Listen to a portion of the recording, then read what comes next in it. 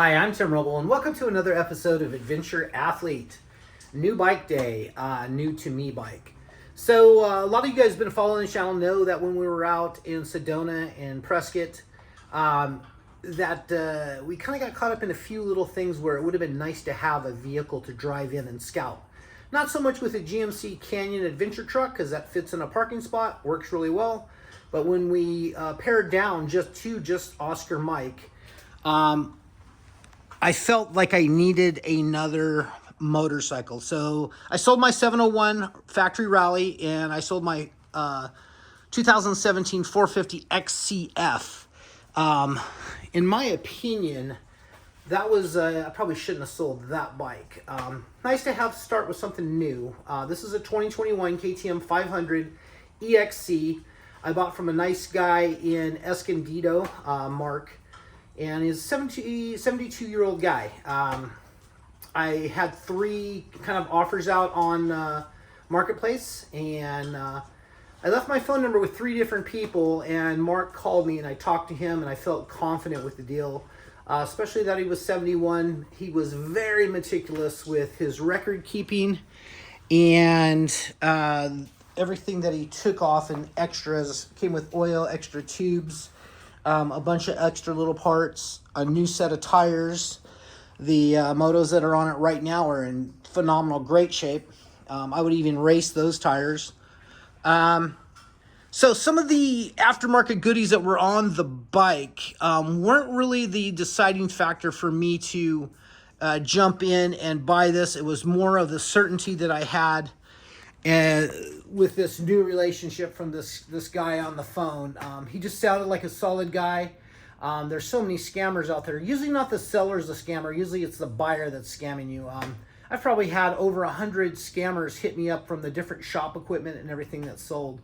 But basically this bike's sitting on the lift right now.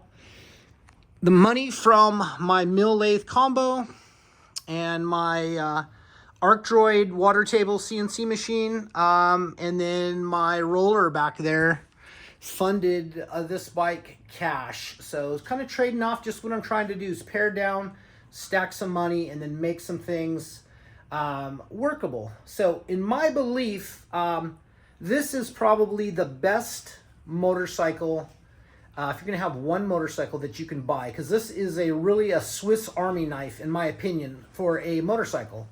I've raced a 450 EXC, a 2007 or that was a 2005 450 EXC that I raced Endurocross, King of the Motos, the first King of the Motos I raced on that bike, and I raced Endurocross with my best finish, fourth in the Vet Main on that bike, and I really like the four-stroke power. I've had a couple 300s. But you can ride on my 450 XCF. I made that into a 6-speed. Now I'm starting with a 6-speed with about 50 cc's more displacement. But it's got a lot more stuff on it. It's a little bit heavier of a bike. It is PDS suspension, meaning that the shock attaches here above. That I like. I like that for an extreme bike, because it makes a flat surface transition to the rear tire, and that works out well. There's no linkage to get in the way, and this bike came with this Acerbis skid plate. I'm not sure how well that's going to hold up, but I'm going to run it and see how everything works. I'm not in the business of making skid plates anymore. Let's talk about some of the mods that I have set up for this bike. So starting with the tires and wheels, I guess there's rim locks now installed in ultra heavy duty tubes in here. I will be going to the NewTek tubeless system. You can see I already have an extra 18 on the wall. I have a 21 coming. I called up, so those will be going in. I'm going to stay with these tires for right now.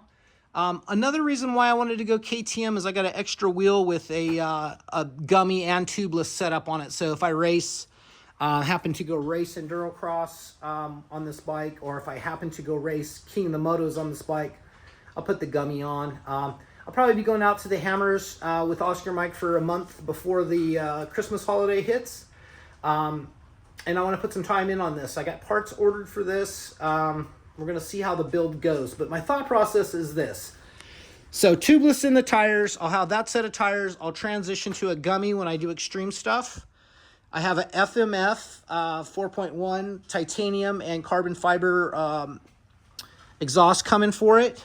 I have I think it's called a GIT ECU that replaces the factory ECU and gives you, I got the one with Wi-Fi, gives you tunability to the ECU, traction control, and some other stuff that I may or may not need.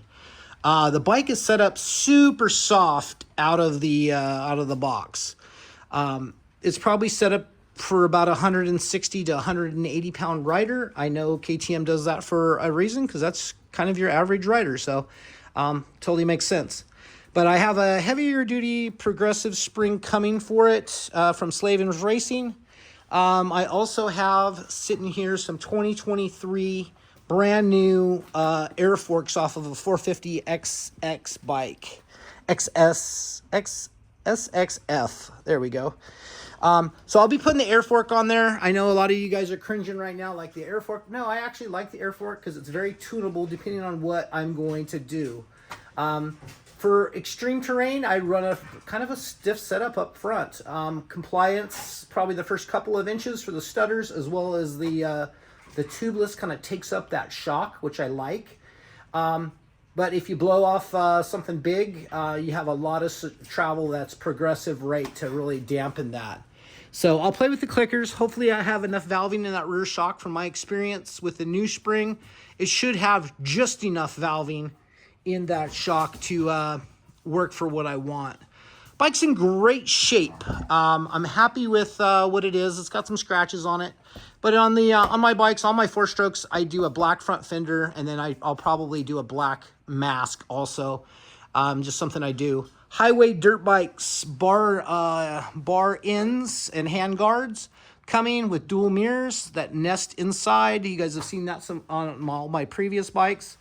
That's a great way to go.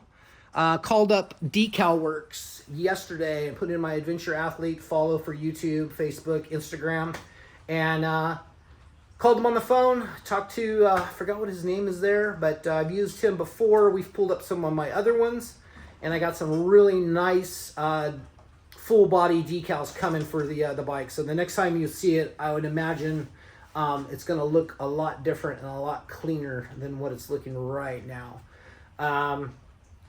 They shipped those, I called them yesterday morning at 8 o'clock our time, and they shipped those out this morning. Designed, proof, cut, made, and shipped. So I should have those probably Friday or Saturday for this bike. One of the things the guy changed is he put a 51 rear sprocket on that. I think stock was a 48. So it's got a new chain on it. I think I got some chains here, brand new in the box. I'll probably put a Pro Taper gold chain on it. And then for the counter shaft, I will probably knock that down a tooth or two, depending on where I'm riding. And that's a pro tip there. Like, you could have kept the 48 in the back, and just, for every tooth up front is usually for about 3 in the back. So a neat way to do that without having to buy a new chain or new setup. Other than that, I think I have some pegs. These are factory pegs that work really, really well for me. So suspension setup that. Okay, so up top, we're coming up. So I ordered the Scott's rubber mounted steering dampener that bolts to this. And then I ordered a pair of, I believe it's KX High bars. Whatever the highest was on there. I think the KX High was the second highest, but whatever the highest bar was, I think it's like a 110 rise in it. So I got those coming, and I've never used those before, but on these smaller bikes for my big size, that's going to work out good. So that'll have a Scott's dampener here. A lot of you guys know that I reroute the KTM tube through the, run this down below, and I come through this fork tube here and reroute that. So I will be doing that also. I got ODI clamp-on grips coming, and then I use the fast turn cam in it for a quicker response. other than that, I think that's going to be the one bike type setup. It already came with one of Linden's Seat Concept seats. Absolutely love Seat Concepts. If you don't have one, it's probably one of the better ways to go. I've used this platform for doing guide work for Admo tours.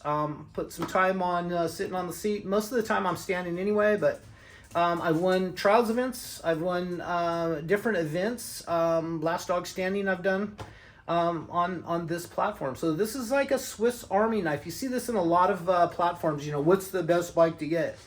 Depends on who you are and what you can ride. But if I were to buy, for me, who I am, one bike, and this is what I did. I didn't go out and rebuy a 700, 701, which I actually really like that bike. That bike, that rally bike was, you touch the button, the fueling was spot on that with the DynoJet Auto Tune that I got from Rottweiler Performance.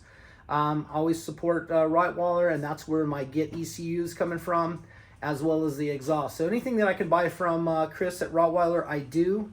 Other than that, get some graphics on this bike. I'm gonna get it pulled apart, start nut bolting it. Probably this afternoon as this video's uploading.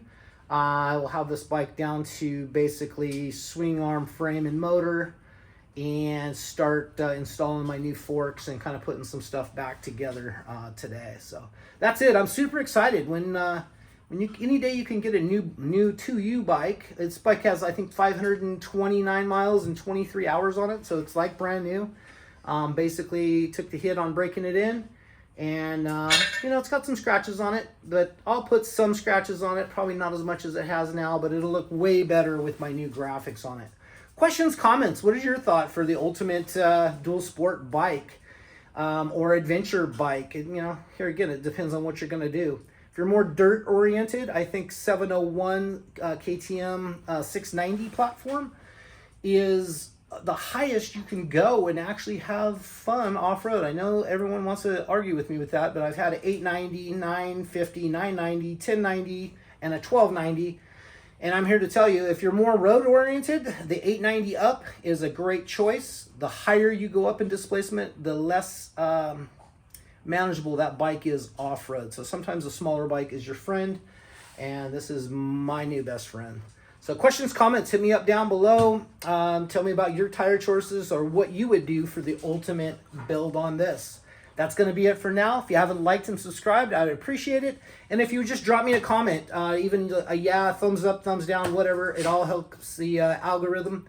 Thank you so much for watching. I'm Tim Roble, and I'll catch you here next time.